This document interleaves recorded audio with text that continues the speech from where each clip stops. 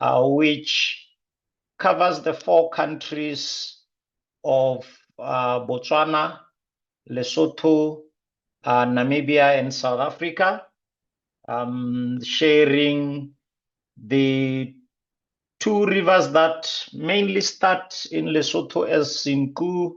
The other side comes from the Gauteng region as the Vaal, and then the one that comes from Lesotho goes into South Africa, where it's known as the Orange, hence the Orange Senqu River Commission, and goes all the way until where it gets to the river mouth, where South Africa and Namibia shares the border, or the river makes the border between the two. In these river basin, in the area where we find the river basin, we also have a number of transfrontier conservation areas, the Maluti-Drakensberg TFCA between South Africa and Lesotho. We have the Kalahari Transfrontier Park between Botswana, Lesotho, and Namibia.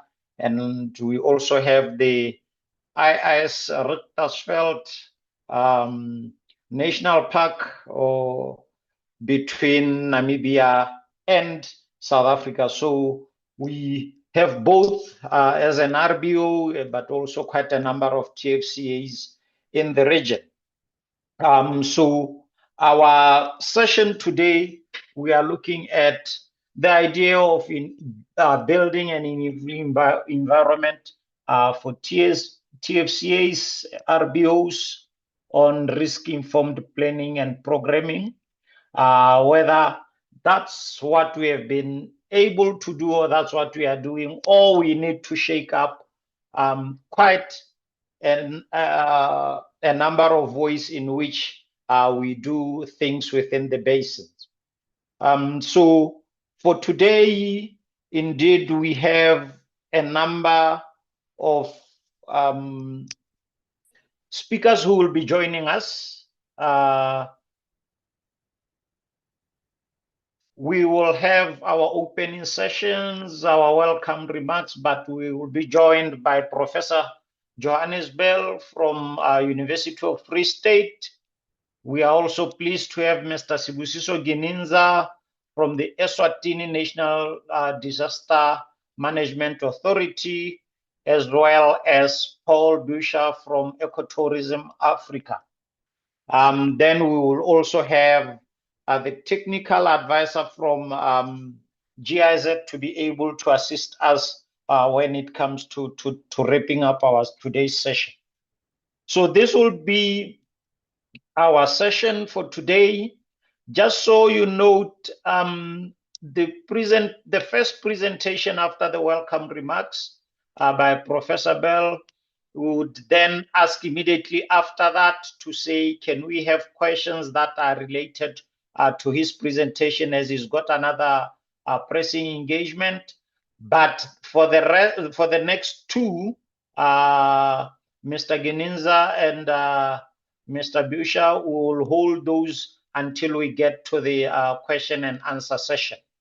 So without wasting too much time, I would like to then hand over to our distinguished guests to do the welcome remarks. Can I kindly hand over to Reo Nkemetse Joseph, the Regional Development Advisor from GIZ. Over to you, sir.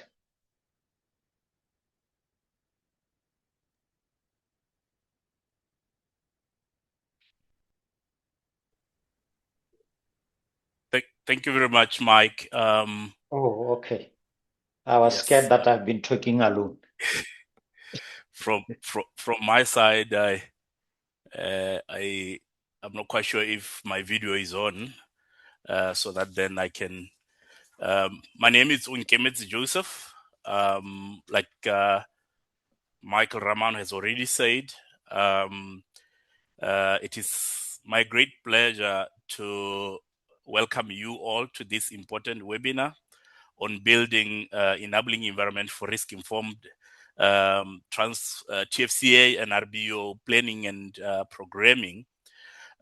We are thrilled to see such a diverse and expert group of participants joining us today. But from the start, I would like to extend a warm thank you to all our partners and participants for their ongoing commitment to disaster risk reduction across Southern Africa. We are particularly grateful for the collaboration between the German government and the Southern African Development Cooperation Secretariat through their the projects, the CNRM projects, GRDRM. CNRM is Climate Resilient and Natural Resource Management projects, the Global Initiative in Disaster Risk Management projects, in direct partnership with the SADC Directorate on Food, Agriculture and Natural Resources and the SADC Disaster Risk Reduction Unit. And across various regional stakeholders that we that are making today's discussion possible, including TFCAs and the SADC TFCA network and RBOs. So, as you know, Southern Africa is highly vulnerable to climate change and a range of natural hazards that threaten livelihoods and well-being of millions of people. As such, it is crucial that we continue to integrate disaster risk management into regional and conservation frameworks, including within planning and management of TFCAs and RBOs, which are very critical. Through our partnership with SADC and other regional entities, GIZ has supported efforts to strengthen risk-informed decision-making in management of critical ecosystems and transboundary resources. These efforts are essential for promoting resilience and ensuring that conservation and development projects in Southern Africa are better prepared to face the escalating impacts of climate change, floods, droughts, and other disaster-related challenges. Building an enabling environment for risk-informed planning is not only about improving preparedness, but about mainstreaming disaster risk management into key sectors such as agriculture, water, infrastructure, biodiversity conservation. Our collective efforts are aligned with the SADC Disaster Risk Reduction Framework, which emphasizes a shift from traditional disaster response to a proactive, risk-informed approach that builds long-term resilience for vulnerable communities. In particular, the integration of disaster risk reduction strategies into TFCAs and RBO planning processes ensures that our conservation efforts, transboundary resources management activities are not only sustainable, but are resilient to the shocks and stresses posed by natural hazards. This webinar presents an excellent opportunity for a shared lessons learned, best practices, and tools to support effective risk informing of TFCA RBO planning. To deepen our collective understanding of critical linkages between disaster risk reduction, conservation, and regional development. In line with our agreements with SADC, GIZ remains committed to strengthening capacity of regional institutions and governments to mainstream disaster risk reduction into all aspects of governance, sectorial planning. We are excited about this progress we have made so far. If you may remember, this is two of the DRR in TFCA sessions across the SADC TFCA's webinar series that have been held within the year, and probably even marking the last one in the year series. Once again, I would like to thank all of you for your participation and for your invaluable contribution to this vital conversation. I encourage you all to share your experiences, insights, ideas throughout the webinar as we strive to build more resilient, sustainable, and risk-informed future for our region. I thank you, and I wish a productive and engaging sessions ahead of today. Thank you very much. Back to you, Mike. Thank you very much, Mr. Joseph, for those welcome remarks. Let me then hand over to our SADC Secretariat, Dr. Pius Ncube. Welcome, and over to you, sir. Thank you so much, Program Director Mike, for this opportunity. And I just want to greet all of you and welcome all of you again to this webinar. I think we're excited for these opportunities. And we also want to say that SADC, on behalf of SADC Secretariat, especially Disaster Risk Reduction Unit, we want to say that we're excited about this collaboration with all the partners, including research institutions and everyone that is involved, to make sure that these initiatives that basically augment or operationalize our strategic instruments, policies on DRR and also risk-informed development. I think this comes at the most opportune time for us. And you know that SADC Secretariat has got ongoing efforts to make sure that these issues of risk-informed planning and risk-informed development are really embedded in what communities within the region are doing. So we are excited about this opportunity, and especially this webinar, which has got a theme that is focusing on building the environment, the enabling environment for TFCAs and RBOs, risk-informed planning and programming. I think it comes at the opportune time when we are thinking about more in terms of investing in resilience or funding resilience. I think you remember this year's global DRR Days theme, which basically focused on that. And we want to say that I think we need to look more in terms of how can we strengthen risk information system, management system, including also not only within the countries, but also transboundary landscapes that we really would want to look at. So I'm excited, and especially when I see research institutions, universities being involved in this, because I think when we implement and we've got evidence from science, we'll be able to make a difference within the SADC region. So as SADC Secretariat, we want to commit again to say that we'll be able to be responsible and implement our convening responsibility and political leadership in these initiatives. And with these words, I want to say that I wish you all a productive discussions and presentations. Over to you, Program Director. Thank you. Thank you, Dr. Ncube. Thank you very much for the welcome remarks. I think without wasting much time, let me call upon Professor Johannes Bell to really lay it out for us as TFCAs and RBOs to say, how do we integrate RID into TFCAs and RBO governance planning and programming so that at least we are able to understand how the process rolls out and how it can benefit us going into the future. Prof, are you there? Thank you, Program Director. I'm right here. Okay, say. Should I stop sharing and maybe you share from your side so that you at least you are in tandem with the scripts as they go? I am having a challenge here. We have graduation in the university, and all right. It looks like our internet is down. So I'm using a handset actually. So you bear with me? Yeah. Not a problem. Okay. Okay, let's go.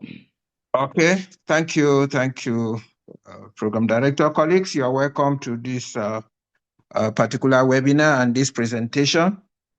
I want to highlight a few points before I dive into the presentation proper. The first one is that risk-informed development, for short RID, is not a strange concept. So I want to alleviate any doubt, any excitement, or any strange feeling about RID. And this is because we have been talking about disaster risk reduction. And we shall see exactly how these two terms are very, very closely related.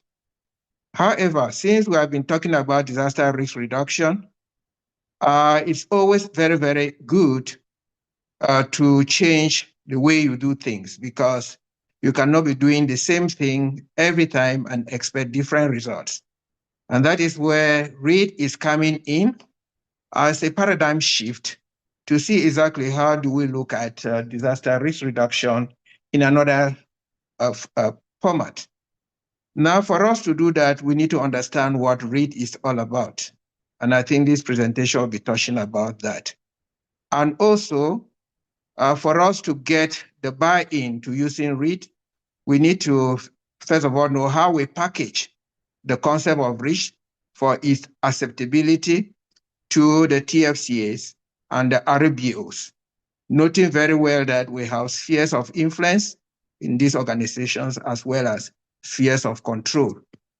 And I will touch a little bit about that. So we see that disaster is some sort of a negative type of connotation, while development is somehow positive. But you can also use development to reduce disaster risk, because when you talk to our political stakeholders and talk about disaster, it sends some sort of a negative type of connotation. But when you talk of development, I think it gets a very big buy-in. And therefore, if we are struggling with things like funding disaster risk reduction, then I think RID is actually a place where we can tap into and do the same thing in a different way. So what informs RID in this presentation, the TFCAs and the RBO? There are certain background documents that we can use to support RID. First of all, we have the SADC Regional Indicative Strategic Development, which talks about cross-cutting issues and multi-sectorial nature of disaster risk reduction and risk-informed development.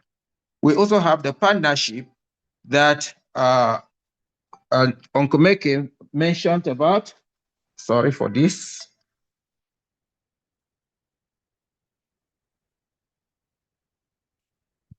He mentioned about the partnership between SADC and GIZ. And this is where we have taken a lot of strength to talk about risk-informed development, because this partnership also talk about building capacity using the enabling environment for risk-informed development and looking at risk-informed development across sectors as well as trans-boundary. We have the Sendai framework, which tells us about building resilience and also partnership. So RID is also tapping into this. And also the United Nations Development Program, which is talking about us looking at development to ensure that we prevent risks from pushing down our development, as well as our development not creating new risks. So TFCAs and RBOs can stand as a very good model for us to implement RID, because it does not only talk about sectors or cross-sectoral interconnectedness, it is also talking about different countries coming together in RBOs as well as TFCAs. Now, one common denominator between all the what we're talking RID and disaster risk reduction is the aspect of risks.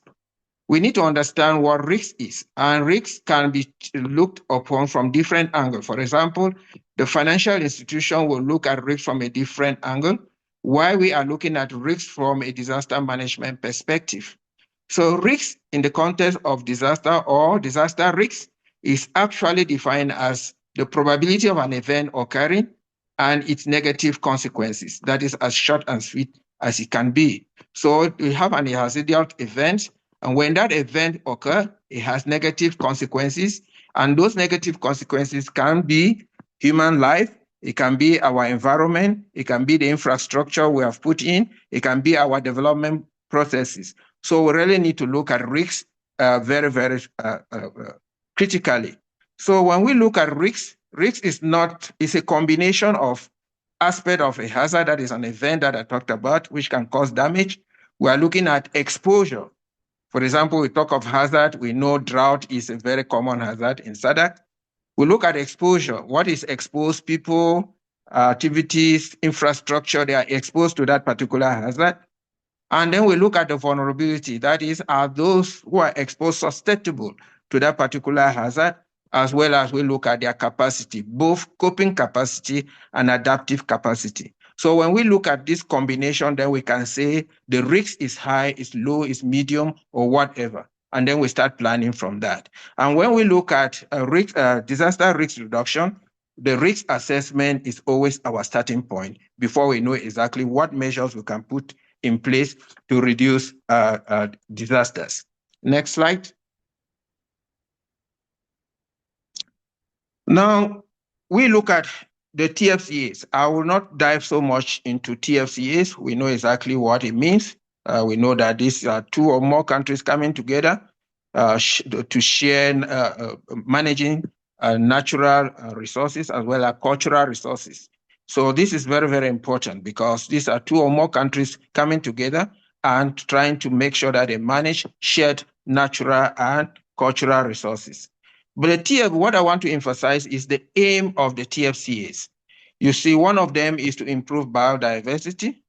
Another is to foster regional cooperation, to foster security within the region, to foster socioeconomic development. And it has 7 key areas that they are looking at. I'm not going to look at those 7 key areas that are highlighted in red, but the point I want to make here is that we can actually integrate READ and disaster risk reduction in all those 7 key areas in the SADC area, both for the TFCAs and the RBO. And we know that we have quite a number of TFCAs. I think there are about 14 of them now, and 12 RBOs. So we can integrate this concept of risk reduction and READ into all these priority areas that they are looking at. Next. Now, for us, we need to look at what is disaster risk reduction then and READ so that we know how we can integrate that in TFCAs and RBOs. First of all, we need to understand what disaster risk reduction is all about. These are all measures that we take before a disaster occurs. And what we do in this particular situation is to try to reduce things like vulnerability. We try to increase capacity. We try to prevent hazards. Sometimes it's very difficult to prevent a hazard, so we mitigate. We try to mitigate it at its impact. We try to break the system that a hazard does not become a disaster. We try to prepare very, very well for effective emergency response when the disaster happens, and also for good recovery and what we call building back better. We try to put in place good early warning systems and early action, as well as anticipatory action to ensure that the population, our activities are going on, they can react to what emergency is coming up. We put in place contingency plans to respond to emergency when they do occur. And above all, we want to build resilience in our TFCAs and the RBOs. Now, when you look at the diagram on your right, all the green shaded area there is what we call disaster risk reduction, while the other part of it is what we call disaster response and recovery. Now, we turn over to risk-informed development. What is it? Now, risk-informed development is actually a process of integrating risk-based decision-making into development processes. So any development that you want to put in place, you first of all look at what are the possible risks that can bring down this development, and what are the possible risks that can come from this development intervention. So there we integrate the risk aspect into our development decision-making, planning, and investment. We make sure that development that we put in place in the TFCOs and the RBOs do not create new risks. And we make sure that we avoid risks to those development as well as risks from those development. Another very important critical aspect of READ is that it looks at risks, whatever risks we are facing in the TFCA or the RBO, as systemic. That is, it is not a single type of thing. It can cascade. It has compounding and cascading impact. And therefore, we need to look at risk from a system point of view when we are looking at risk, as well as to make sure that we harness the type of intervention that will come in that can have synergy between the various activities that are taking place within the TFCA. And it's not only the natural resource that we're conserving, there is tourism activities taking place, there is agricultural taking place, and all this, we should try to see how a particular risk can really compound and cascade from one sector to another or from one event to another. Therefore, we're looking at risk-informed development from a development point of view. And that is why I earlier said sometimes for us to look at disaster risks, it may send a negative type of information, but when we look at development, they will be more embracing and it can bring in a lot of funding. But what the line we'll draw here is that actually risk-informed development is broader. So disaster risk reduction is actually embedded in risk-informed development. Now that we know these two concepts, we can now go on to how do we then look at risk-informed development. Now, the next slide there will tell you about the enabling environment for risk-informed development. Now, this is some sort of a frame that you can use to look at how risk-informed a particular development initiative is. And there are actually 6 aspects of it. I would like to move to the next slide so that I look at that inside that framework. You can change to the next slide. There are 6 aspects that we are looking at here to see exactly how risk-informed a development process or an activity can be. So I will not go into details of each of these 6 components. This framework, what we call the EE for RIT, or the Enabling Environment for Risk-Informed Development, has so many components and so many indicators. So it is quite dynamic. You can play around it per sector. You can play around it as a TFCA. You can play around it as an RBO initiative, and you can see exactly how risk-informed that particular initiative is. One of the aspects is to look at, in any order, the finance and resources that are available for that particular project. How are the finances? Are they sustainable? Where do they come from? Is it local? Is it external? The people, culture, and the environment. Here we're talking of TFCAs, and the environment is very, very important for us in terms of providing the necessary ecosystem and other activities that needs to come in. You're looking at the culture of the people. How is the culture? How's the culture of risk perception? Do they perceive risks in a different way? Do they look at, you look at every aspect of culture that may go against or for that particular development. You look at gender issues or gender equality and so forth. Like I said, I'm not going to go through all these quadrant, but there is that aspect of people, the culture, and the environment you look at. Another area of intervention is partnership and collaboration. What are I think we mentioned that GIZ and SADC, and also other collaboration that you may have. Then we also have knowledge and information. We always say information is very, very important. Knowledge is very, very important. So when we're talking of REIT here, if we don't have the knowledge of REIT, then we cannot really integrate it into our governance system, our planning system, our program system. So we really need to capacitate the people. We really need to make sure that the knowledge of risk-informed development is well understood. We have organizational arrangement. How is the organization? Is it very, very bureaucratic? Is it fluent? How is coordination and so forth? And then the last component is policies and regulations. How are the policies? Are they quite enforceable? Are they good? How do they really go for development or they favor development? So this is the framework that you really use to look at risk-informed development. We did that in one of the TFCAs to see exactly how risk-informed some of their development is. And what we used here was the integrated development plan to see exactly how risk informed it was. So you can use this to see exactly how a particular development project is risk informed. The next slide, please.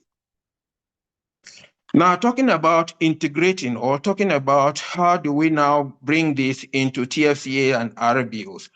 To cut the whole long story short, we can bring this in two aspects. One will be strategic and the other one will be operational.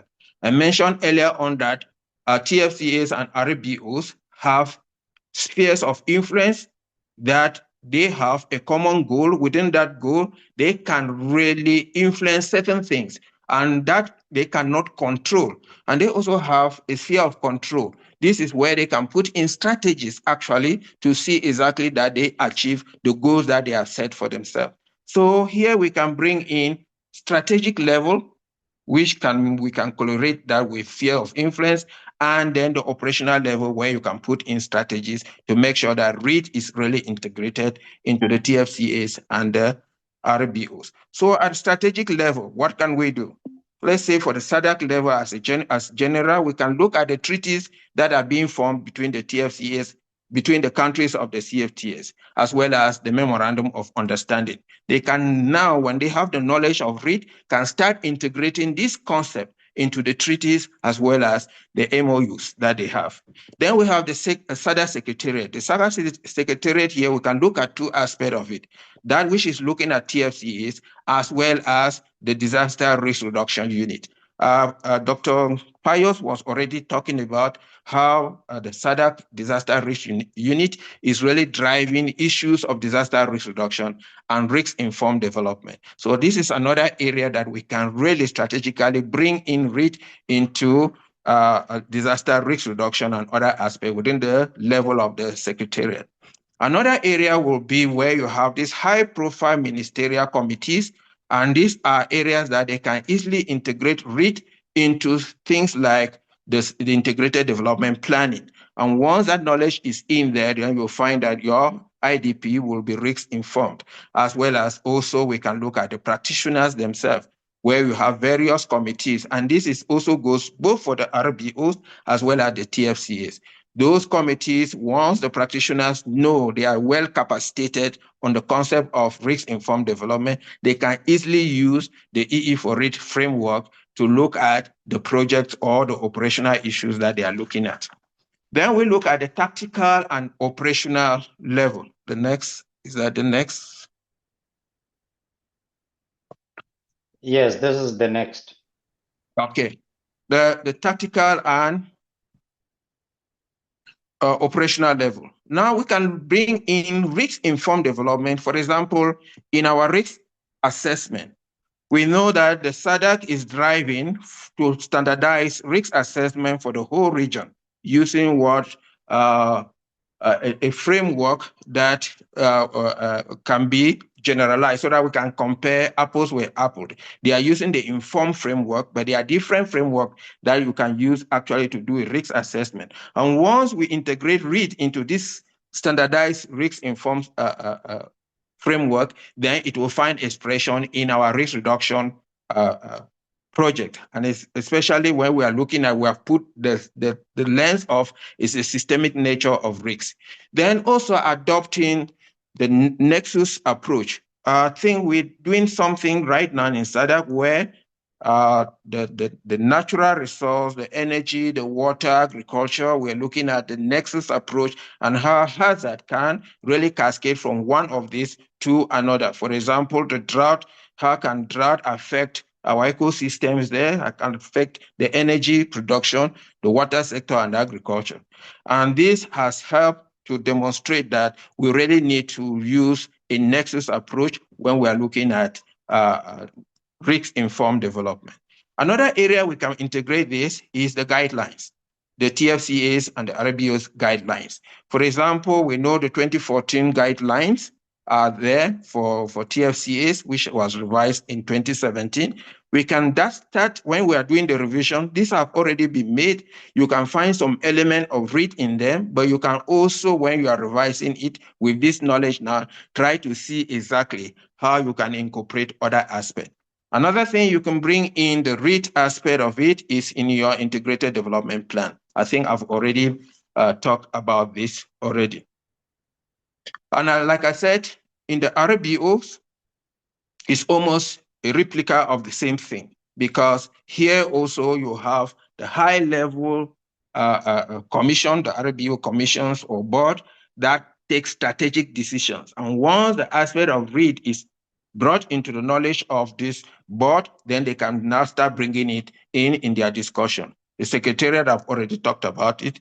The various stakeholders, I think one of the things I'll emphasize here is the stakeholders forum, where they need to be capacitated, because these are the people who are living in the RBOs. These are the people who are living in the TFCAs. You really need to make sure that they are on board and they understand this concept of risk-informed development. Then at national level, the various national committees can also drive that. For example, in South Africa, they can look at it. It may be in the Department of Environment looking at risks. It may be the disaster management, the National Disaster Management Center looking at that. And also, we can bring this into our own revised policies. For example, the revised protocol on shared water courses can be revised, and REIT can find expression here.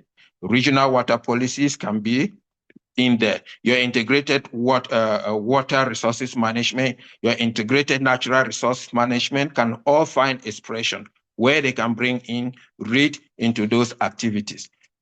Next slide. Then we're talking of planning. How do we now bring in REIT into planning? We know in the TFCAs and the RBOs, there is land use and land change planning. Now, these are various activities that are taking place within the RBO as well as within the TFCAs. And this is where you map out which particular activity can best suit in a particular environment, so that you don't have where you find a lot of conflicting or poor land management system. For example, area reserved for conservation, areas for agriculture, areas for tourism, areas for build-up, areas for mining. You should make sure that all this is well laid out, so that that can also find inspiration, so that we don't put the wrong activity at the right place. Another thing that we can bring into planning is within our local communities, in all their development plans that you are taking place in the local communities. It may be you are looking at plans that are to alleviate poverty, you bring in REIT into this. It may be you also make sure that your local communities co-produce your risk data, because they know exactly what is happening within the area. In your early warning systems, you make sure that the local community is involved and they understand REIT, as well as building their resilient strategies. You can also bring in REIT here. You can also make sure that REIT is integrated into the local and indigenous knowledge system that are prevailing in the TFCO and the RBOs. Once you identify certain aspects that are risk-informed, you can also, and that is locally practiced in your development processes, you make sure that this comes in, and therefore the local buy-in will be there. Other areas that you can bring in risk in planning is your risk reduction plans. You can bring in REIT there. You can bring into your integrated natural resource management plans. For example, we saw what CASA did. I think they've done a good job there, and there they are bringing in aspect of DRR as well as RID or REIT in that area. Then you can also bring this in planning in your project life cycles. When you are making a project, you can also make sure that REIT is integrated at the initiation of that life cycle, during the major, and even during the closure of those life cycles. You make sure that REIT is integrated there. We can have a very good opportunity here in the TFCA, for example, the Zimoza, which is just coming in 2014. REIT can be integrated there, and you'll see exactly how they can make use of that concept and the various aspects of the enabling environment. Another one is the Loiwell Plain SUMA, which is just brought in today, TFC. This is just brought in. So this gives us a window of opportunity to make sure that as we are bringing in these TFCAs, they're already thinking the aspect of risk-informed development. Another plan you can bring in here is your integrated development plans. both at national sector or whatever level. Your disaster risk reduction plan or disaster management plan, you can also bring in risks in this aspect. We can move to the other one and other aspects that you can really bring in risks. Next slide. Now we can look at programs. Projects, planning and projects and programs, these are all interrelated. We can bring in risks, for example, where our donors, external partners, which are bringing in development planning, or your donors and implementing agency really take the aspect of risk consideration into their activities. For example, your external partners, projects and programs can really bring in risk. And I think GIZ is really driving this very well, but we can also extend this to other partners that are within the TFCA and the RBO. For example, we're looking at the International Union for Conservation, which is doing a lot of work there, the WWF, which is doing work there, projects like the CNRM, which can be integrating risk-informed development into their project, Growing Greener and Heading for Health. I know they are doing a drought risk assessment now, and when I looked at their term of reference, one of the areas they really want to develop is risk-informed development. This is the right direction that we are going, that whatever consultant is there will bring in the aspect of risk-informed development to make sure that they sustainably manage their pastoral activities in the TFCA and the RBO. Our colleague just talked about Orosecom and other river basins. These are areas that they can also zoom in to read and make sure that they drive activities in this area.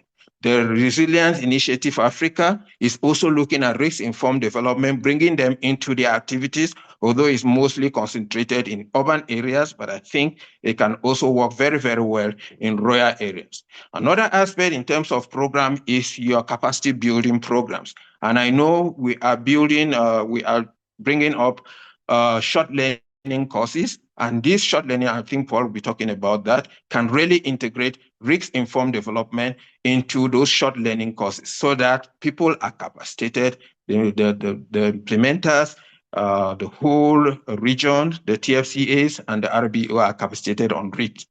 Now, why do we really need to bother so much about risk? One thing is that when we embrace this aspect of risk-informed development, you will find that the TFCAs and the RBO will be achieving their goals that they have set in for.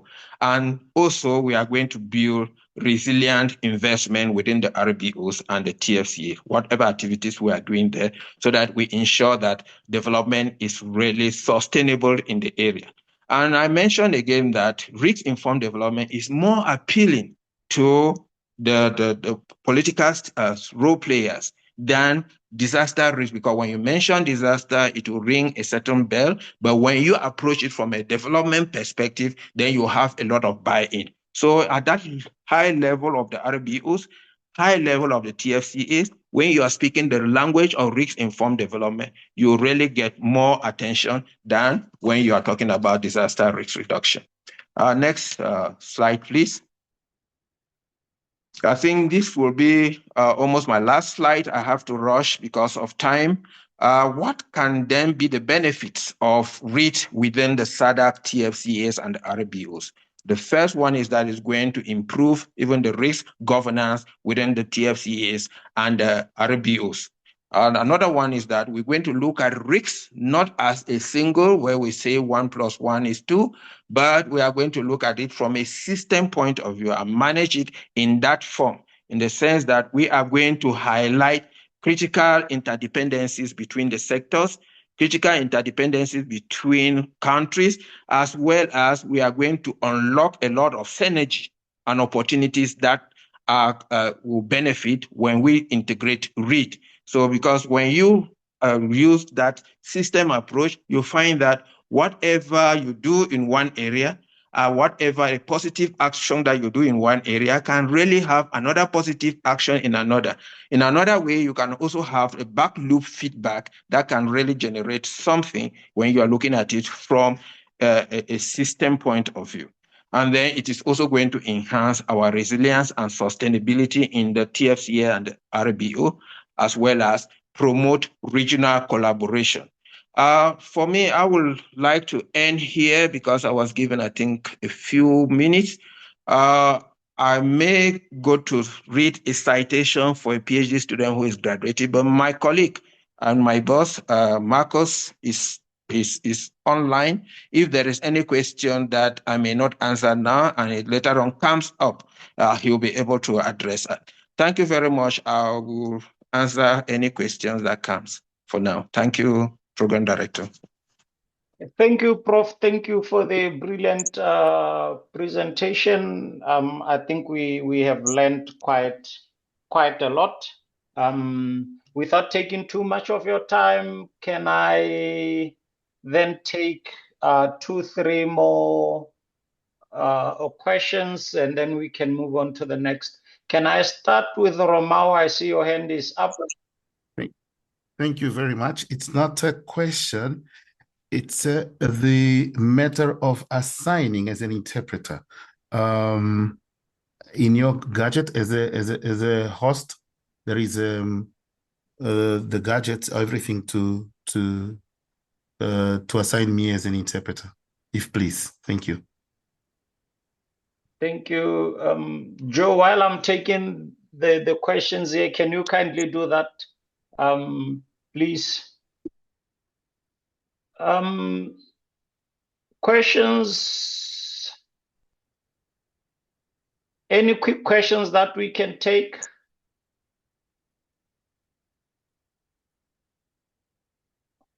Or we'll take it that the presentation was super clear and no quick questions? I can't see any.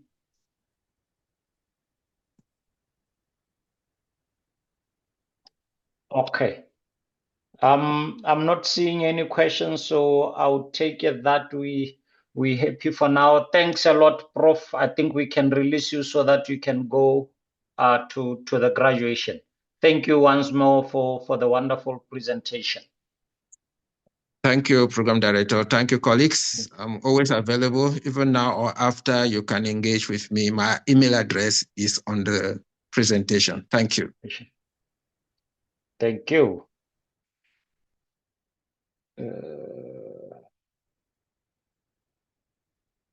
Okay. I think we move on to our next presentation, where we're looking at how we can forge collaborations and partnerships using the case study of Eswatini. Mr. Gininza, can I kindly hand on to you to do the next session of our presentation? Okay, thanks, Michael. Just to find out, am I audible enough? Yes, sir, you're very much audible. Okay. Again, good afternoon, colleagues and partners across the SADC TFCA network. My name is Sibusiso Gininza. I come from the Kingdom of Eswatini, where I work for the National Disaster Management Agency. So today I'll share, I don't know, can we put it on presentation mode, please?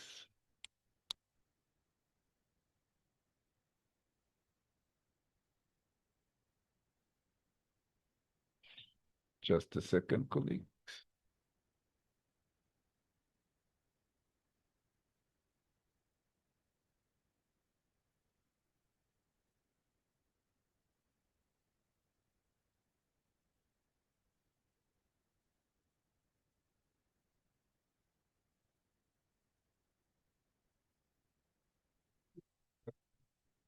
Yeah, maybe just swap there.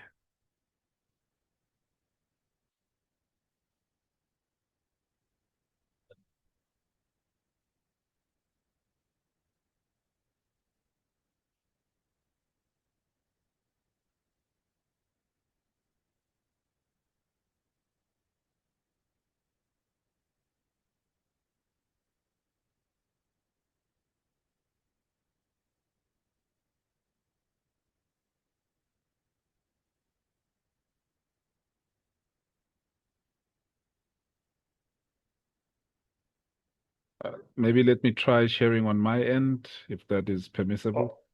Okay, I think let's do that. It would save us time. Yes.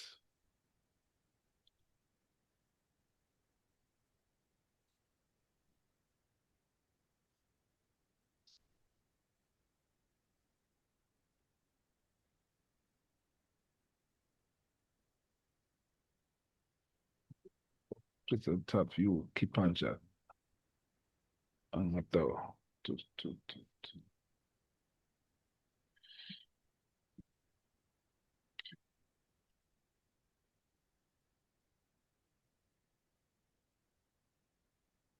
Okay. Okay, I hope my presentation is visible on your end. Perfect. Yes, it is. Okay, yeah. So as I had said, my name is Sibusiso Kininza. I come from the lovely Kingdom of Eswatini, where I work for the National Disaster Management Agency. And we are very grateful and honored to be invited to be part of this discussion, where we're just going to share on forging DRR collaborations and partnerships, and maybe use the case study, if you would refer to it as that of the Drought Center of Excellence, as an example of how Eswatini has actually achieved launching and developing this Center of Excellence through collaborations and partnerships that include local and regional and international. So just as an introduction, so the National Disaster Management Agency in Eswatini is mandated to coordinate all aspects of disaster risk management nationally. So that is from preparedness, early warning, mitigation to response. So the approach here is to actually build on risk-informed development. So the approach that the NDMA uses is to actually just use risk-informed development to actually ensure that all sectors integrate hazard exposures and vulnerability considerations into planning and investment. So the main mandate of the NDMA is to lead national disaster risk management under the disaster risk resilience agenda, then also strengthen preparedness, risk reduction, early warning, and resilience, and coordinate risk-informed development across sectors. So just to give you a snippet of the disaster risk management structure in Eswatini, you would think of it as a three-tiered approach that is also multi-sectoral in its nature. So this involves different sectors that include agriculture, water, natural resources, energy. You would include municipalities and also other emergency critical stakeholders. So this framework just emphasizes how proactive evidence-based DRR integrates monitoring into policy and action.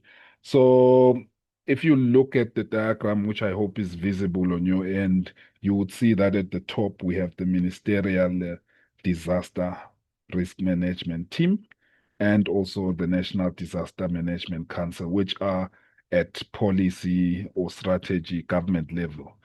So then you would have the second layer now being the decision and operations level, where now we engage with multiple sectors to actually prepare those preparedness and response plans.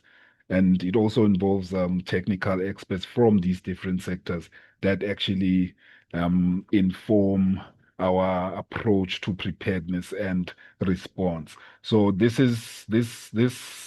session here has NDMA leading it.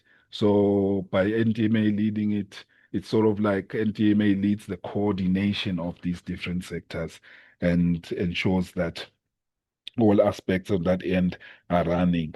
Then on the third level, you'd have the operations, or what you would call the administrative levels.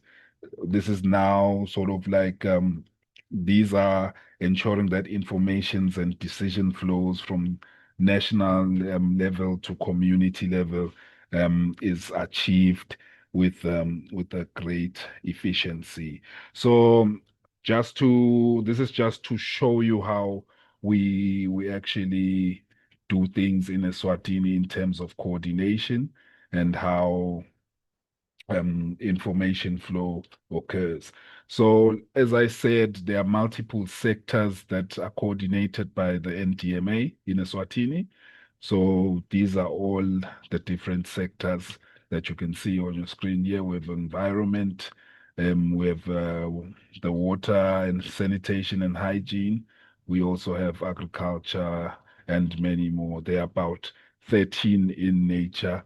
And yeah, so also now, just to show the information flow that comes with it. So this just shows how decisions escalate from community to the national level. So this is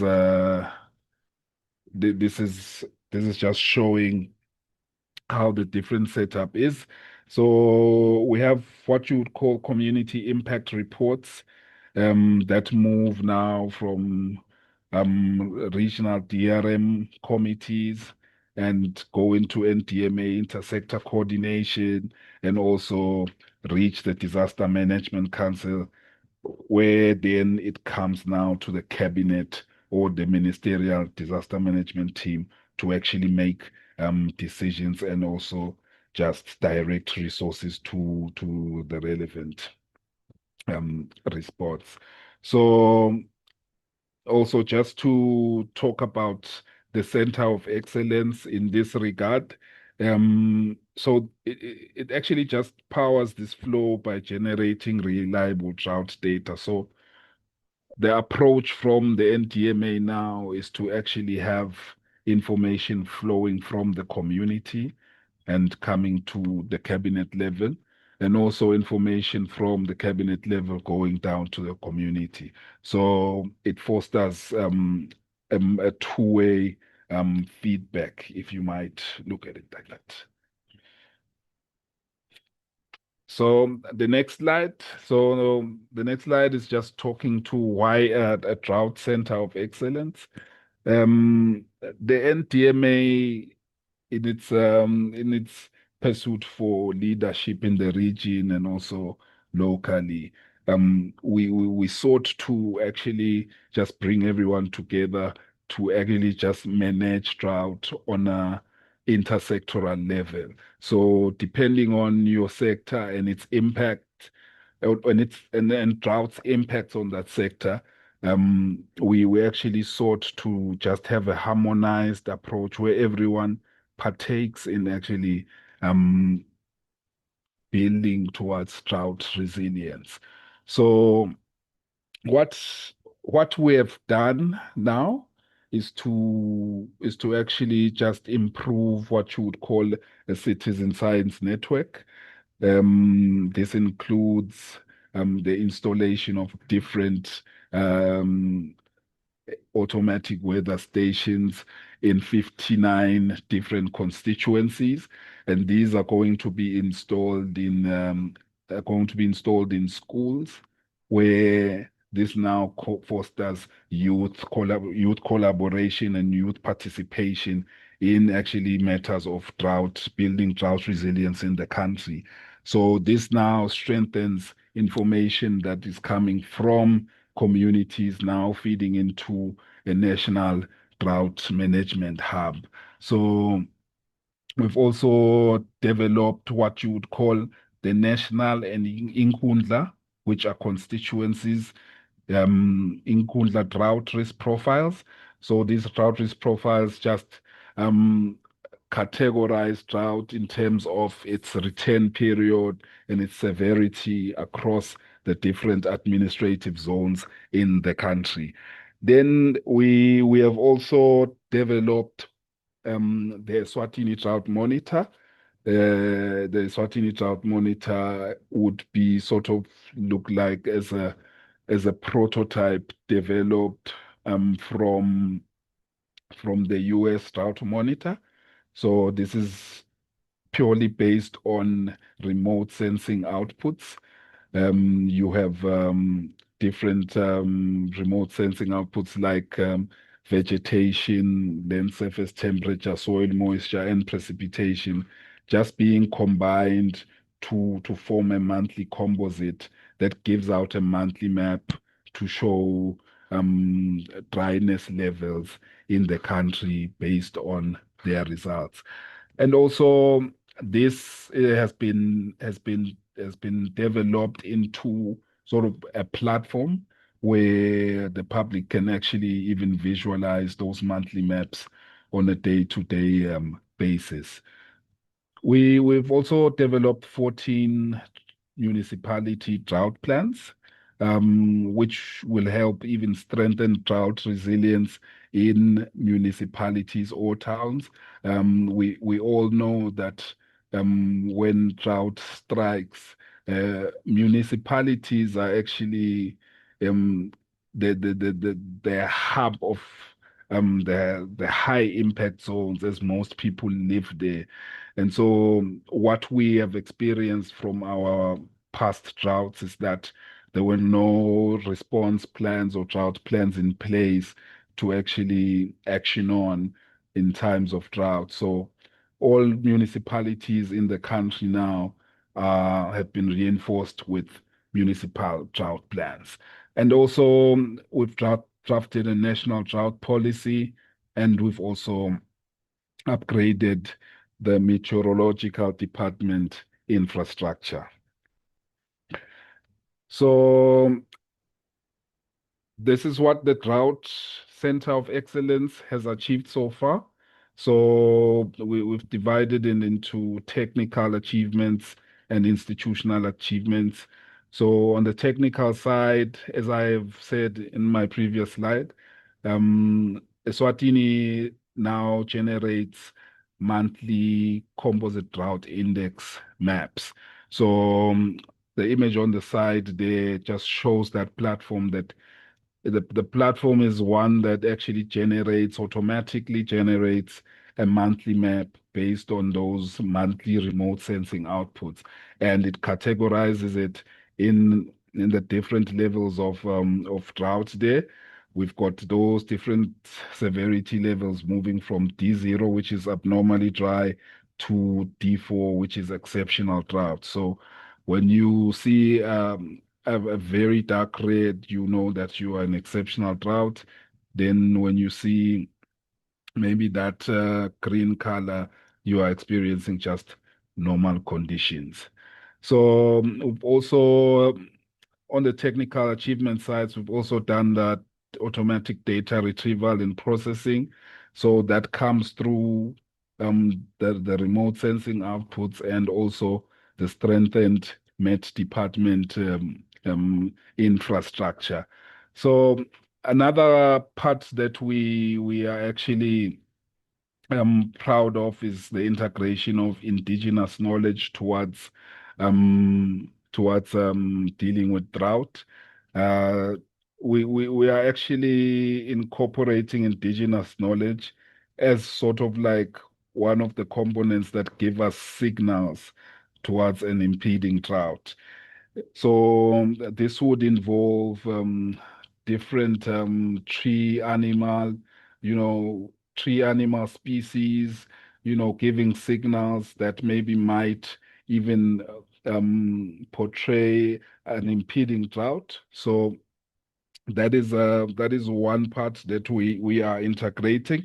And also this is done through partnership with the University of Eswatini, because this sort of like requires a high research component. So with the university is kind of like leading this aspect of it to actually inform it. So also on the institutional achievements, we've also strengthened the Met department systems.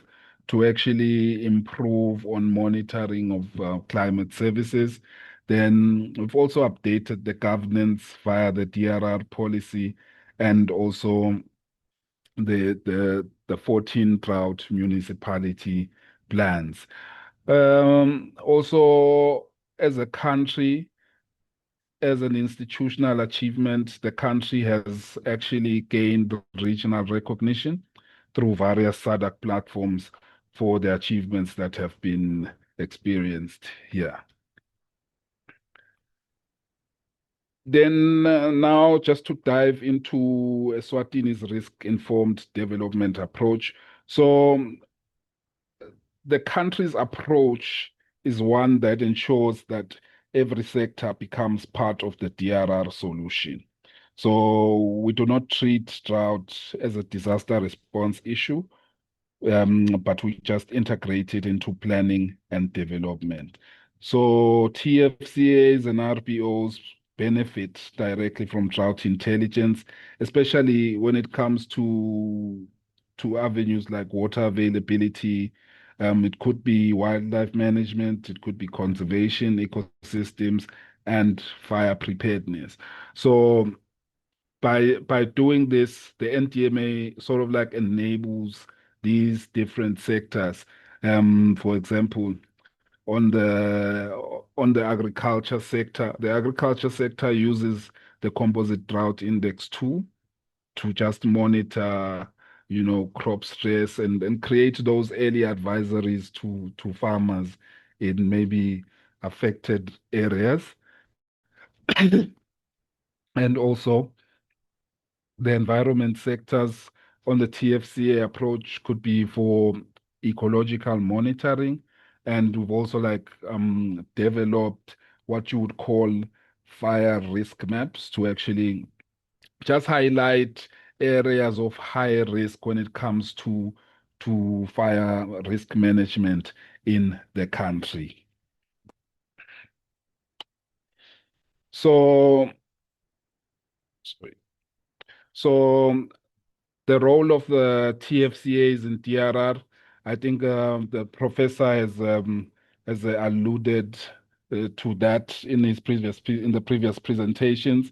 So TFCAs, of course, they're uniquely positioned to support DRR because ecological changes often appear earlier in conservation areas, and the changes in these water points, wildlife behaviors, and vegetation stress, they are actually sort of like natural early warning markers.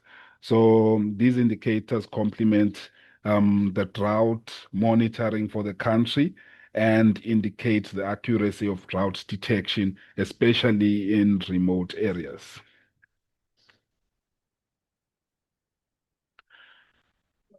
So also on the contributing of TACAs, I think this is a repetition of the slides. So now on the role of river basin organizations, we work closely with the INMACOM, which is the Ingomati Watercourse Commission, that is responsible for the water basin one of the river basin that engulfs Eswatini. So this now partnerships and collaborations come through hydrological modeling for flood and drought forecasting, and also their real-time river flows and basin level analytics support drought mitigation and early action decisions on both sides of the border. So this just creates a regional exchange between these different countries. So through integrating the country's drought monitoring efforts, river basin authorities can also improve allocation on water and also identify drought-stressed sub-basins earlier. On the current actions by the NDMA, the Eswatini NDMA, to support DRR, the ongoing actions now involve operationalizing the Composite Drought Index monthly production. So as I said, this is sort of like an automatically generated product that is available now to the public and the different sector stakeholders to actually make decisions on.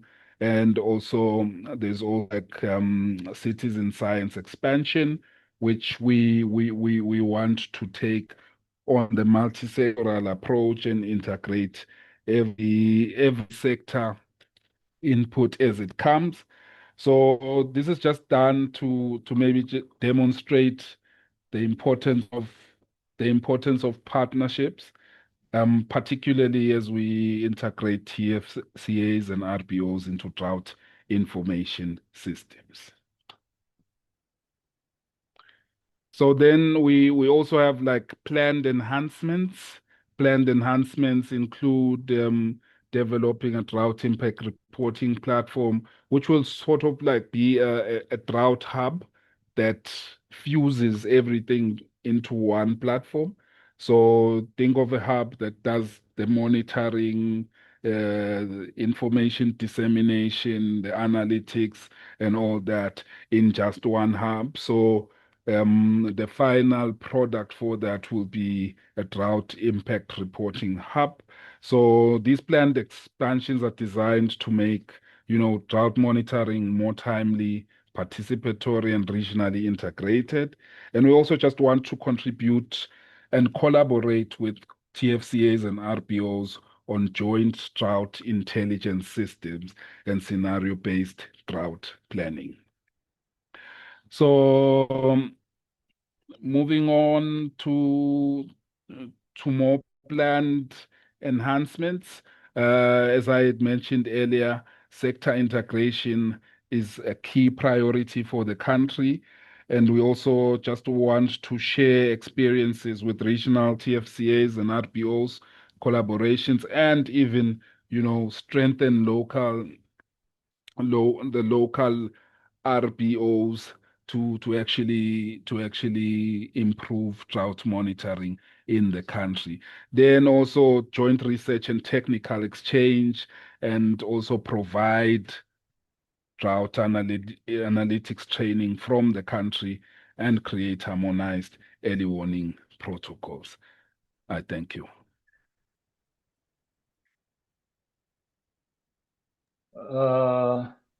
Thank you very much for the brilliant presentation. Looking at the various or the lessons and experiences from the Eswatini NDMA. It has been quite an enlightening one, where you're getting all the sectors under one roof, working to ensure that you coordinate and align all your work pertaining to READ as well as DRR. I think one of those things that stood up for me was how you are integrating indigenous knowledge systems into your everyday life. And this, for me, stands out as one of those great achievements that we have. Thank you very much. And I think for the rest of the team, you can even get the contacts there, and where you can be able to get in touch and learn more. So thank you very much, Mr. Gininza, and this has been quite a good one. So we'll move on to the next presentation. Paul Brusha, to look into RID integration into TFCA's online training course. And then once he has finished, we'll get all the comments and questions for the two sessions. Paul, over to you. Thanks, Michael. It's excellent. I'm really so glad that 20 years in TFCA development, and now that this, what the professor mentioned earlier, the nexus is now becoming a reality, And it's so nice to see that other sectors like disaster risk reduction and the presentations that we've seen on drought and the Center for Excellence, bringing these together now within TFCAs and looking at the role of TFCAs within disaster risk reduction is becoming much clearer and much more tangible. It really is an excellent an example of collaboration and cooperation in a multi-sectoral manner. It really is good. And I'm sure colleagues like Willeen will all agree this is what TFCAs have been needing to do to make them effective. Because with the role of TFCAs in disaster risk reduction, we are really looking at the possibility of avoiding disasters by looking at the role that TFCAs can play in providing nature-based solutions to mitigate or to completely avoid disasters from happening in the first place. And we are looking at various opportunities for that and quantifying this as a contribution that TFCAs make into building regional resilience. The presentation that I'll be doing today is really looking at capacity strengthening. How do we bring the role of risk-informed development and disaster risk reduction in TFCAs closer and to build a broader understanding? Because to a large extent, practitioners within the TFCA space have been wildlife managers, have been managing protected areas, and have not approached this from a regional development objective, which is now becoming a reality by looking at this multi-sectoral approach, moving beyond the borders of protected areas to include the interstitial spaces and to create the opportunities for working together and using conservation and wildlife as a development tool within the whole Southern Africa region. The web-based course that we've asked to develop is looking at how do we mainstream disaster risk reduction and risk-informed development in TFCAs.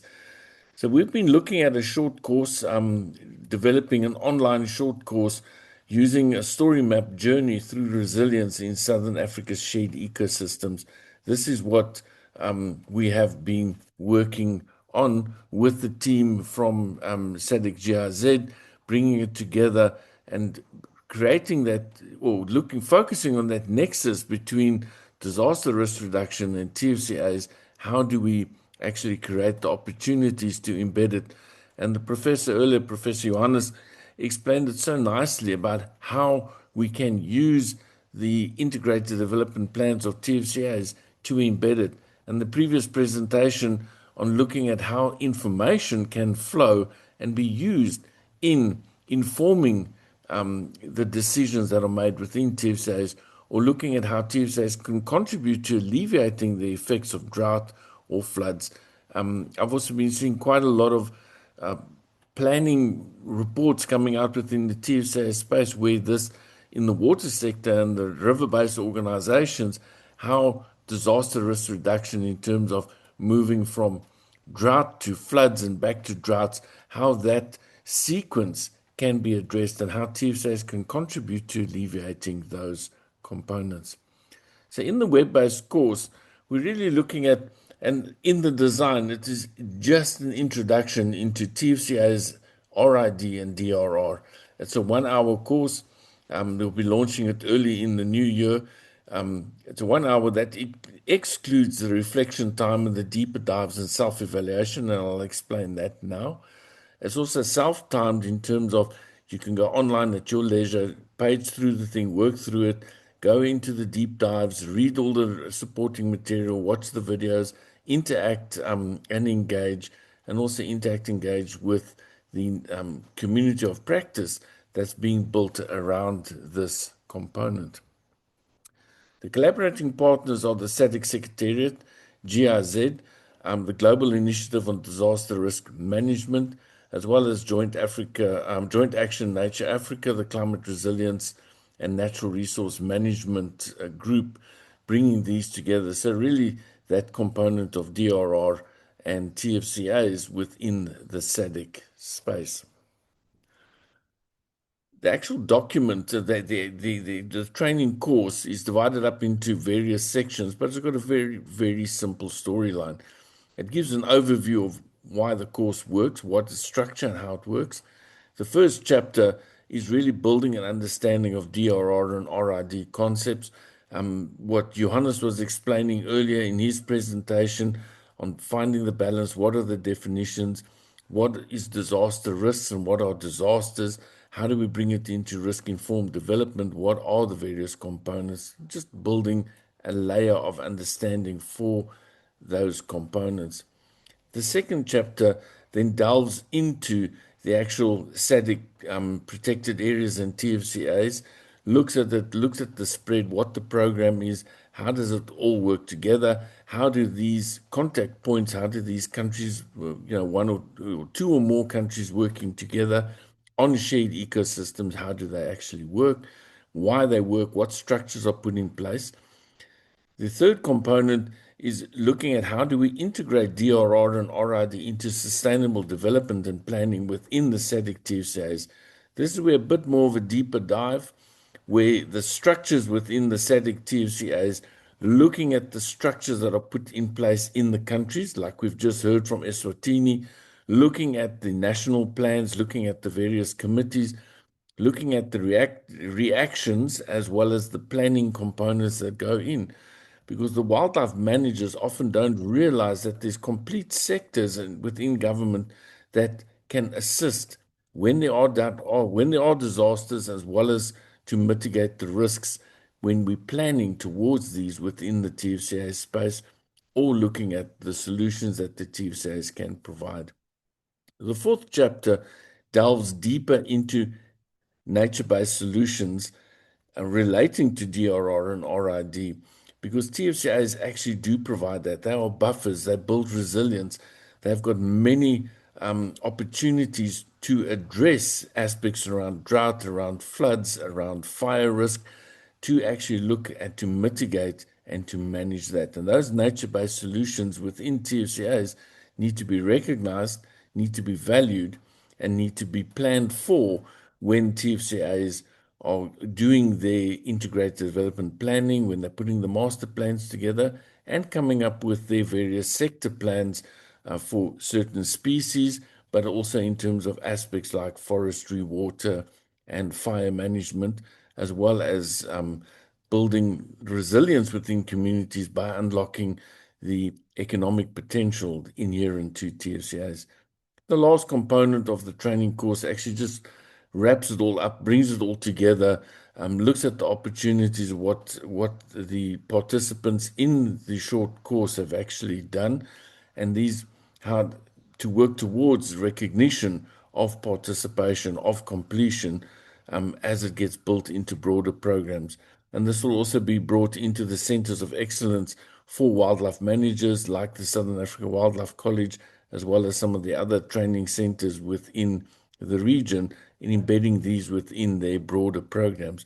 But this is just an introductory course. It's a 1 hour.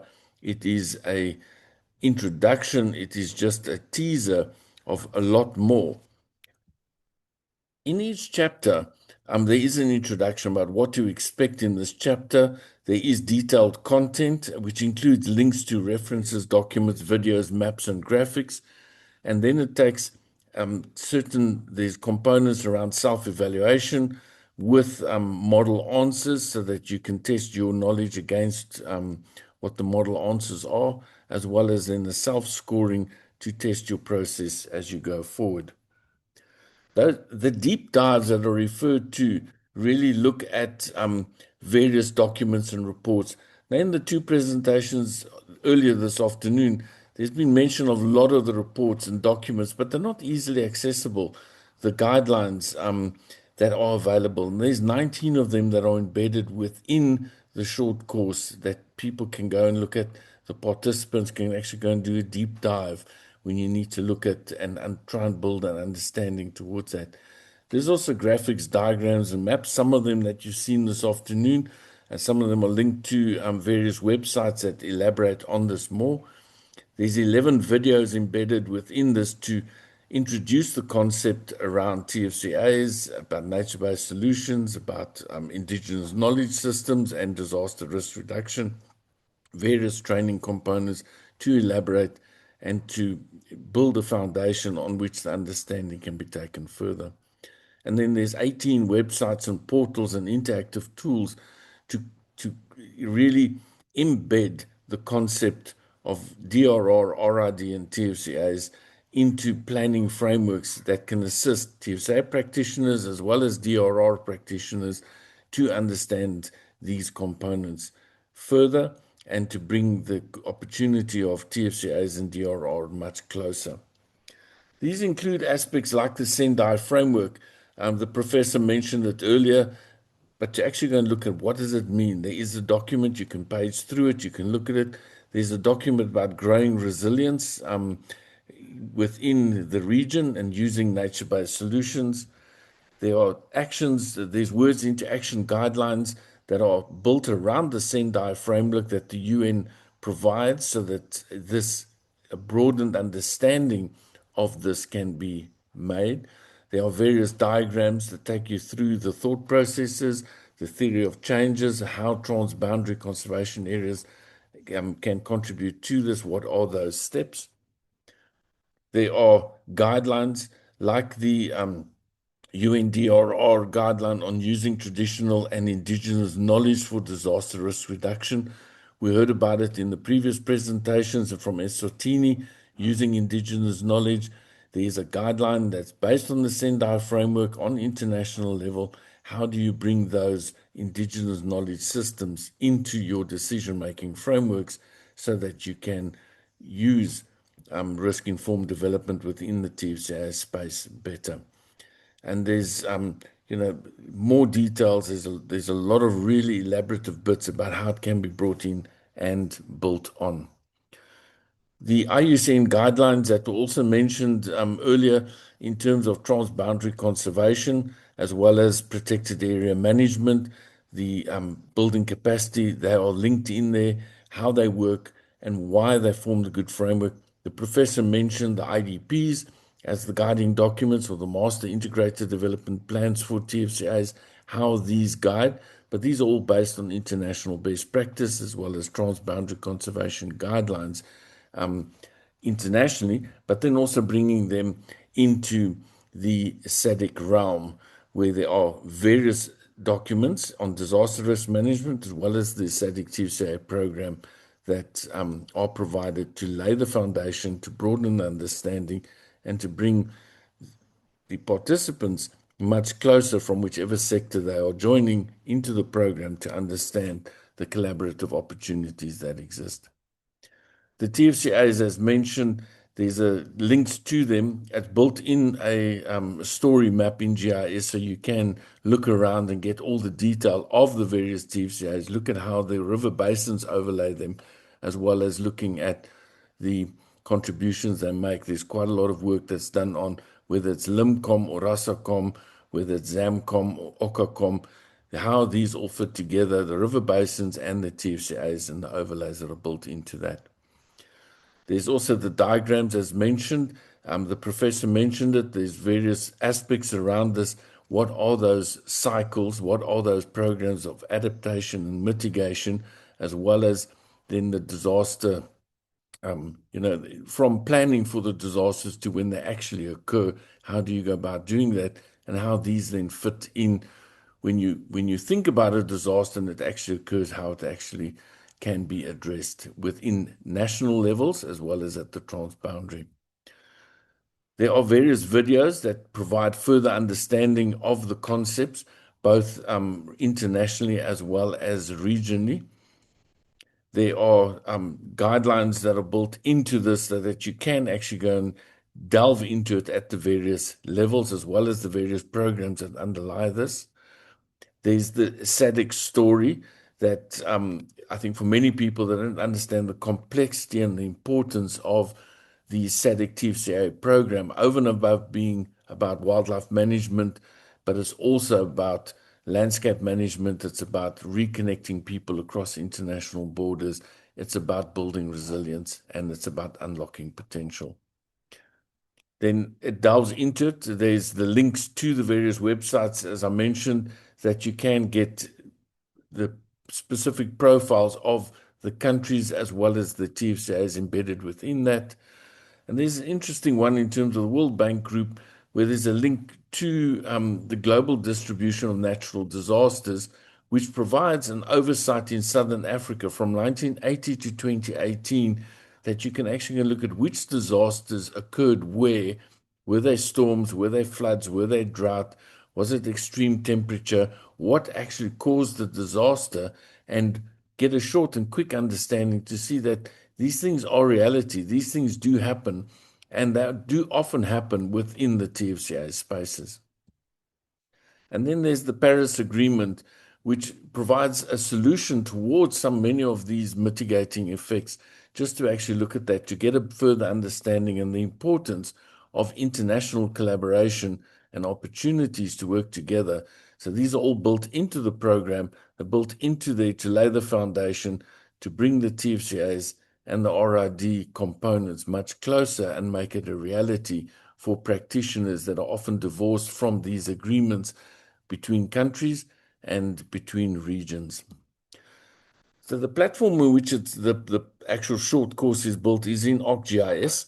It is built, the approach is a story map that links through. It gives you an opportunity to actually scroll through, to link through that. It's got embedded within it the survey, which serves as a test, the monitoring and evaluation tool.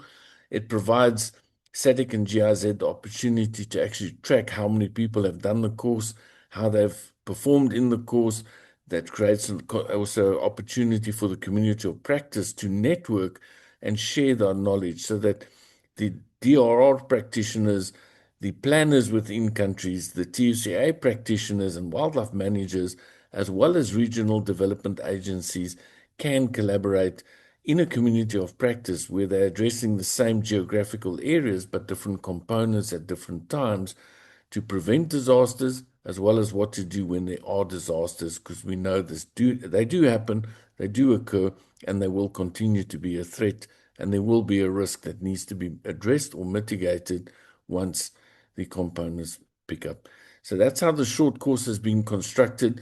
It will be launched early in the new year as an interactive course that will be available for practitioners, and it will be shared both within the TFCA networks as well as in the DRR and the RID spaces, as well as within other sectors through the SADC, the SADC TFCA program, as well as within the SADC structures generally. So with that, I think we need to discuss, if anybody's got thoughts and ideas that would like to share them with us as we develop the final content and start packaging this together. If there's any critical documents you think we should be including, please feel free to send it through to the team, to Onkemetsi, to myself, that we can pick this up and make sure it addresses your needs, because it is a needs-based training course that we are developing. I thank you. Oh, thank you very much, Paul, for the brilliant presentation. I think Prof started by giving us everything else. We got confused. Then the experience from Eswatini, now you are saying all that confusion can just be cleared by this online course that is coming up. And hopefully it will even give us that motivation to even go further and do more other courses around RID and DRR. Thank you very much. Can I then use this opportunity to take questions,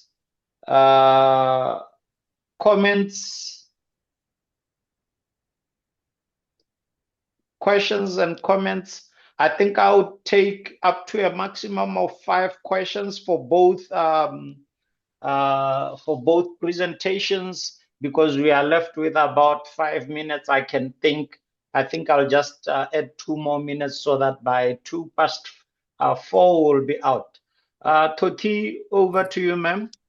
Thank you very much, Mr. Mike. Good afternoon, colleagues, and thank you very much for organizing the webinar. I just wanted some clarity from my colleague in Eswatini with regards to the planned enhancement of the activities, where they highlighted scaling youth climate observation networks. Is this the same network as the Citizen Science Network, or are these two different networks? Thank you.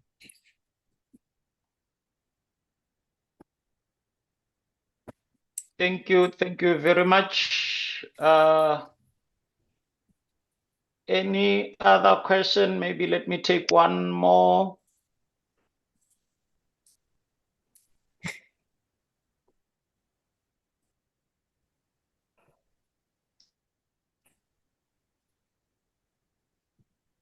Any question? Not picking up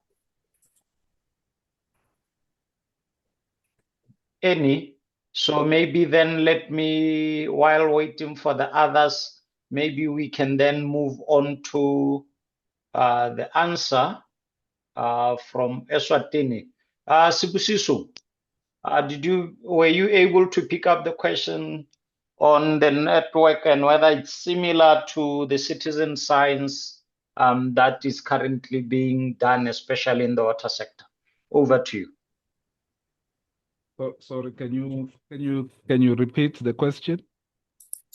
Yes, I noticed in the presentation there was one where you talked about the 59 AWS. Sorry, Toti, you are breaking. Is it? How do I sound now? No, you sound okay now. Much better, thank you. No, I was just saying in the presentation you talked about the 59 AWS as well as the Citizen Science Network.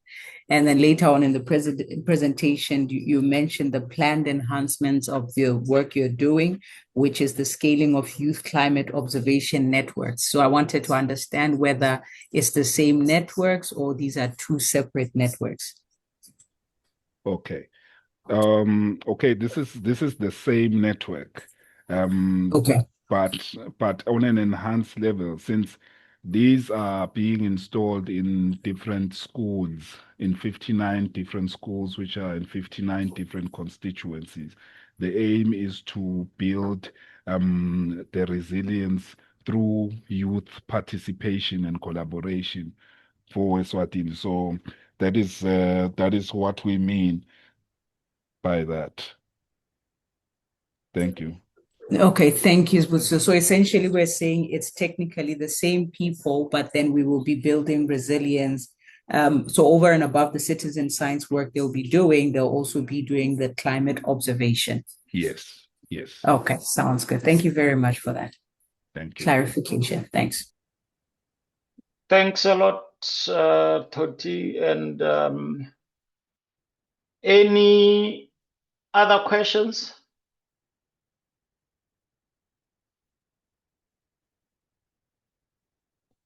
Any questions? Prof. Masundira, I see that you logged in with 3 different devices. From those 3 different devices, you should at least have one question. Can you hear me? Yes, I can say. No, I was having technical problems here.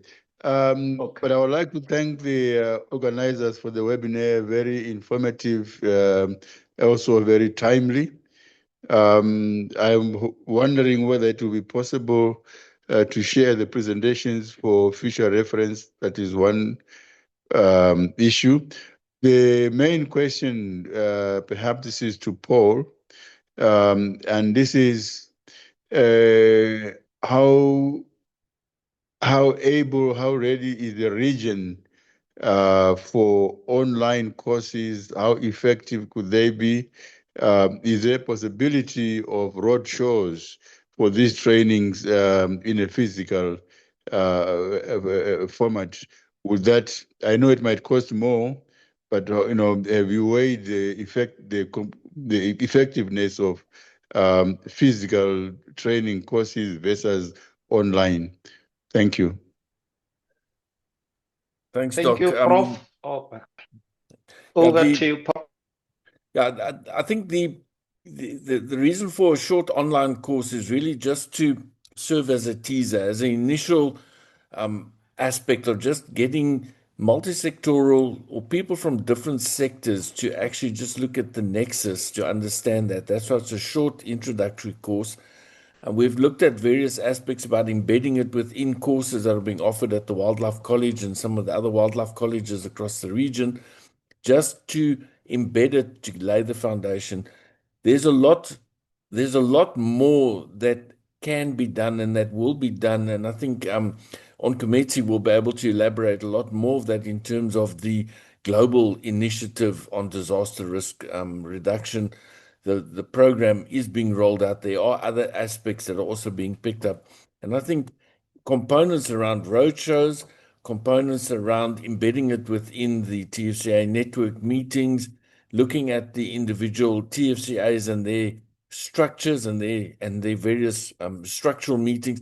There's various aspects that could be used and components around training to make this a lot more broader, more or palatable and understandable at various levels. So there would be quite a lot more to be done. This is just an initial online course to raise awareness, to get people thinking about the components and multi-sectoral approaches to regional development and ensuring that risk-informed decisions are embedded within those processes.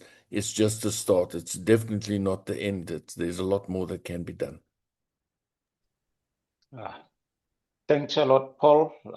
Yeah, I think in the same token, I was here thinking within the water sector, if you can even have a module on the IWRM master's course, this would be one that fits in quite easily and it would be beneficial because a lot of people within the region do undertake that master's course on integrated water resource management. Okay. Any other questions? I think we are at 4 p.m., which means we should be coming towards the end of our session. So if there are any other questions, we may get in touch with Unkemetse, and then he will be able to send it to the various presenters that were here. I think that will really help a lot and also help to clarify. Those who have who had the agenda for today, that agenda had email addresses in there, so you can really check with everybody. And indeed, Unkemetse has confirmed that all the presentations will be shared with everybody else. So I think once you've got that, you will have the contact details and so forth, and you can take it forward from there. As part of our closing session, can I then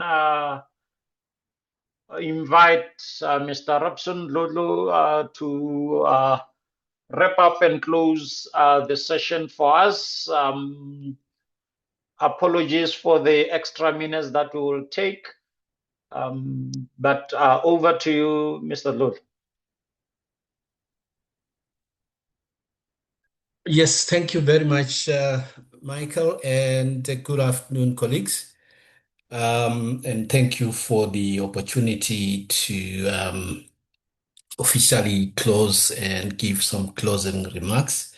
And I think we will all agree with me that we have gone through quite a lot in a very short space of time, ranging from the importance and need to understand the risks and hazards and the associated exposures and vulnerabilities within our TFCAs and river basins, and the importance of integrating RID at all the critical levels, at strategic level, as well as operational level. Understanding also that while development in itself, like Johannes said, is the positive aspect, but there is risks that come with some of these developments, and also the risks to those developments that we need to understand, but also just the highlights from Johannes about some of the benefits of integrating RID at all these levels, being one of the key ones that he mentioned being improved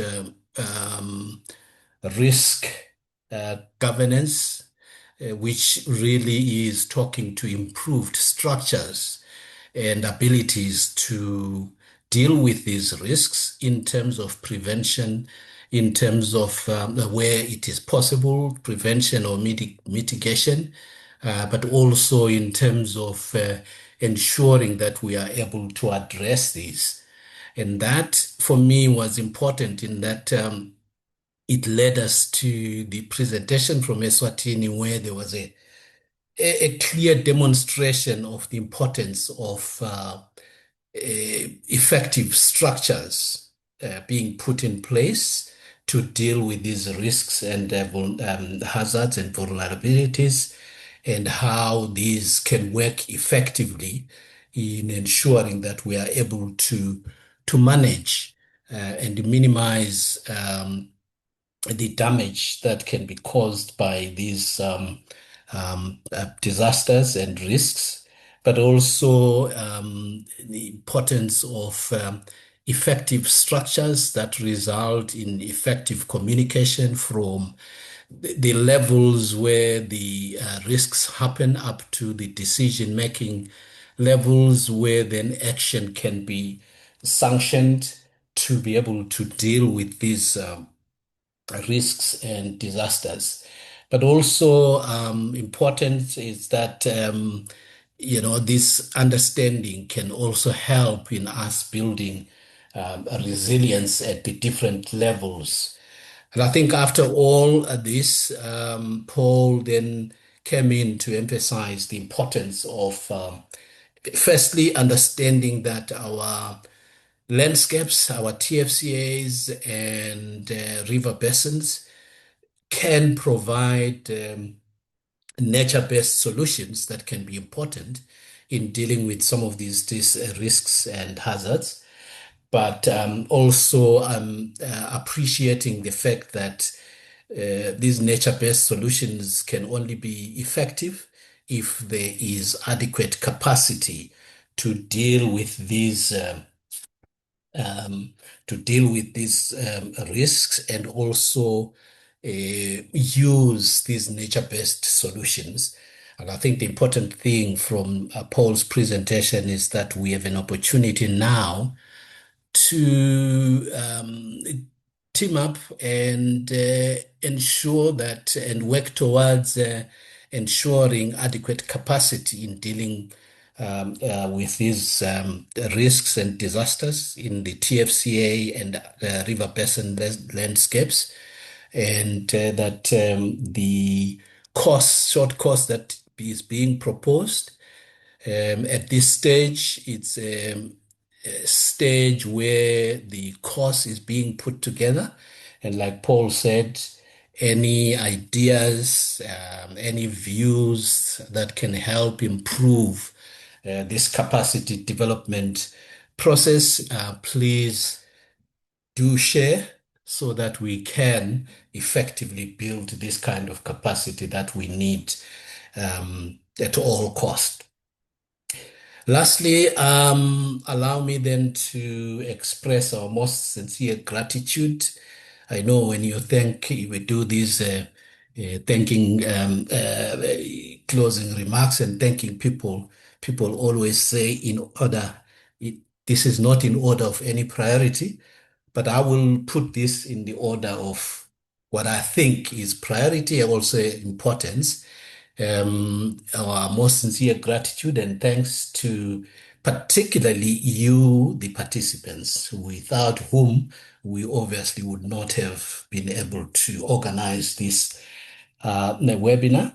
And the next, our presenters, Johannes, Bosiso, and Paul, for all the insightful presentations that you've given us and the thoughts and thought-provoking ideas that you have given us to take home with us. Thanks very much to Michael for steering the ship quite effectively, but also it is important to recognize the important partnership between GIZ and SADC, who are obviously the leaders, particularly SADC, the leaders in this whole process. And the opening remarks and from Pius and Ongs. Thank you very much for that. Not forgetting our interpreters who have made us all to participate effectively. I did note that Portuguese seemed to be a challenge throughout the process, but we hope that our Portuguese-speaking colleagues on the group could get something from the little English that they probably, and I'm sure they do have with them. But also just to thank all the colleagues that put this whole webinar together and those that worked behind the scenes to make this possible. Thank you very much to you all. I'm not too sure if there's going to be any other webinar before the year ends, but I would assume even if there's one, I may not be given the chance to provide closing remarks for that one. So let me take this opportunity to wish us all pleasant festive season and a prosperous new year to come. And if we don't meet again, let's meet in the coming year with the revived energy to deal with all our risks, hazards, and the exposures and the vulnerabilities that are associated with that. Thank you very much. Let's enjoy what's left of the day today. Thank you. Thank you. Thank you very much, and Merry Christmas, everybody. See you in the new year. Thank you. Thank you very much. Thank you. Thank you. Bye-bye.